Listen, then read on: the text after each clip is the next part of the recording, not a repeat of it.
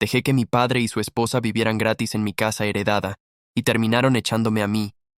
Nunca imaginé que terminaría echando a mi propio padre de mi casa con ayuda de la policía. Pero supongo que todo tiene un límite, y mi historia comienza con una herencia, y termina con una cerradura forzada, exigencias ridículas y un toque de justicia que ni yo vi venir. La casa en cuestión era de mi abuela materna. Una mujer increíble, fuerte, que me crió como si fuera su propio hijo cuando mi madre falleció. Mi padre. Bueno, él apareció y desapareció de mi vida como una sombra intermitente. Y cuando lo hacía, siempre traía consigo a su nueva esposa, mi madrastra, una mujer con el carisma de una piedra y el alma de un recibo vencido. Cuando mi abuela falleció, me dejó la casa. Solo a mí, ni a mi padre ni a nadie más. Legalmente, era mía. Y no es que fuera una mansión, pero tenía historia, memorias y, sobre todo, era un lugar seguro. En ese momento, yo no la necesitaba. Vivía en otro estado, tenía un empleo estable y, sinceramente, no quería lidiar con mudanzas. Entonces, como un acto de buena fe, y tal vez para reconstruir algo de la relación que nunca tuvimos, le ofrecí a mi padre y a su esposa que vivieran en la casa. Les aclaré desde el inicio, la casa es mía, pero pueden vivir allí sin pagar renta mientras yo no la necesite. Solo les pedí que se encargaran de mantenerla en buen estado. Agua, luz, limpieza, ese tipo de cosas. Todo parecía funcionar, al principio. Poco a poco, comenzaron los detalles.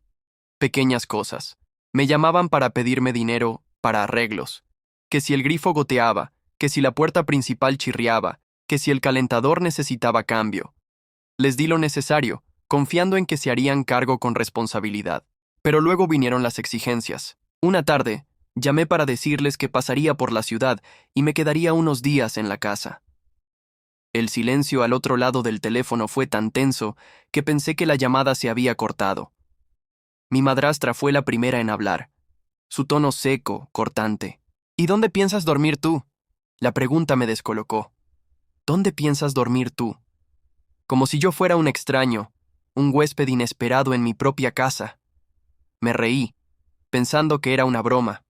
Pero no, no lo era. En mi cuarto, el de siempre, respondí. Mi madrastra chasqueó la lengua. Ese cuarto ahora es nuestro vestidor. Mi paciencia se empezó a evaporar. Traté de mantener la calma. Entonces dormiré en la habitación de invitados. Mi padre intervino, casi como si estuviera molesto por mi insistencia. Es que no es buen momento. Ven otro día.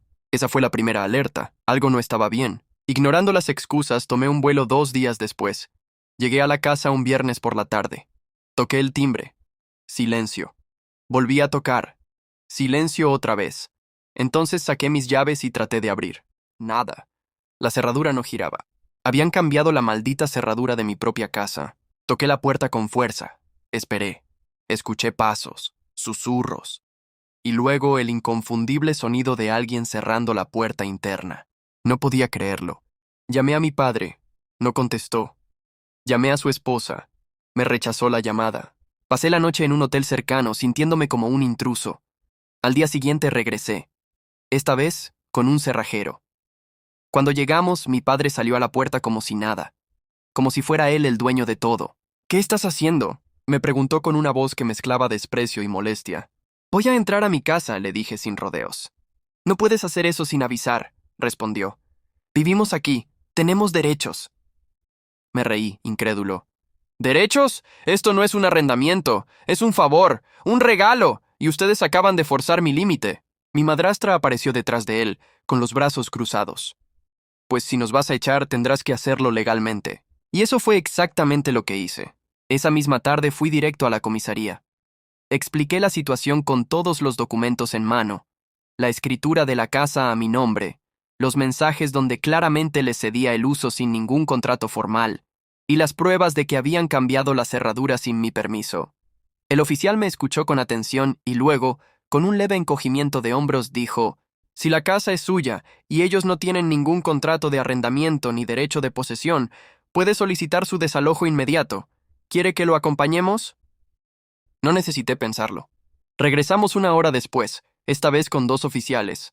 Golpearon la puerta con fuerza. Mi padre abrió sorprendido, tratando de mantener la compostura. Señor, este joven es el dueño legal de la propiedad. Tiene el derecho de ingresar. Usted y su esposa deberán abandonar el lugar hoy mismo. Mi madrastra se acercó a los gritos. ¡Esto es un abuso! ¡Tenemos derechos como inquilinos! No tienen ningún documento que lo pruebe, dijo el oficial sin alterar el tono. Y cambiar la cerradura fue una violación directa de la propiedad privada. ¿Quiere que sumemos cargos por eso? El rostro de mi padre se transformó. De la arrogancia pasó al miedo. Lo conocía bien. Sabía cuándo ya no tenía salida. Intentó negociar. Podemos hablar. Solo pedíamos respeto. No, lo que pedían era control, respondí. Y se acabó. Les di 2 horas para empacar lo básico y salir. Obviamente patalearon, insultaron, lloraron, pero al final salieron, con sus maletas en la acera y su orgullo arrugado como un papel mojado. Volví a entrar por primera vez en meses. La casa olía diferente. Había cosas cambiadas, muebles que no reconocía, cuadros nuevos en las paredes. Pero era mi casa. Y ahora volvía a tener paz. Durante las semanas siguientes, encontré todo tipo de sorpresas dentro de la casa. Habían tirado muchas de las cosas que mi abuela guardaba con cariño. Fotos, cartas, incluso una manta tejida a mano que siempre estaba en el sofá. En su lugar había decoraciones impersonales, frías, sin alma. Llamé a un servicio de limpieza profunda y a una empresa de cerrajería para volver a cambiar todas las cerraduras. Necesitaba empezar de cero. También decidí instalar cámaras de seguridad por si intentaban volver. No confiaba en que dejaran esto así de fácil. Y tenía razón. Mi padre me llamó una semana después. No para disculparse. No para agradecerme todos los años que vivieron gratis bajo mi techo. No. Me llamó para exigirme que les devolviera la casa.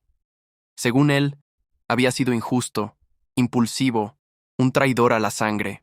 No tienes idea de lo que estás haciendo, me dijo con esa voz autoritaria que solía usar cuando yo era niño. Sí, papá, estoy recuperando lo que me pertenece, y estoy aprendiendo a no permitir que me pisoteen por sentir lástima. Colgó. No volví a saber de él, ni de ella. Lo curioso fue que, semanas después, supe que estaban viviendo en un apartamento diminuto, pagando una renta que apenas podían costear. Y para rematar, él perdió su trabajo poco tiempo después. Las cosas se fueron desmoronando rápido. A veces el karma se toma su tiempo, otras actúa con una precisión quirúrgica que sorprende. Yo no me alegré por lo que les pasó, pero sí sentí una paz inmensa al saber que por fin había tomado el control de mi vida, que puse límites, que no dejé que el chantaje emocional me arrastrara más. Porque no importa quién sea, cuando alguien actúa como si tuviera derecho sobre lo que es tuyo, sin dar nada a cambio, sin mostrar respeto, tarde o temprano, tiene que irse. Y si no se va solo, uno lo saca, con la ley en la mano y la frente en alto. Hoy vivo en esa casa. La renové poco a poco, devolviéndole el alma que le habían arrancado.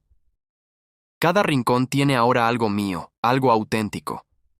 No es solo una propiedad, es un símbolo de que aprendí a valorarme, a ponerme primero, a cerrar puertas y a abrir otras nuevas. A veces camino por el pasillo y me detengo frente a una de las viejas fotos que milagrosamente se salvaron. Mi abuela aparece sentada en el jardín, con su típica sonrisa tranquila.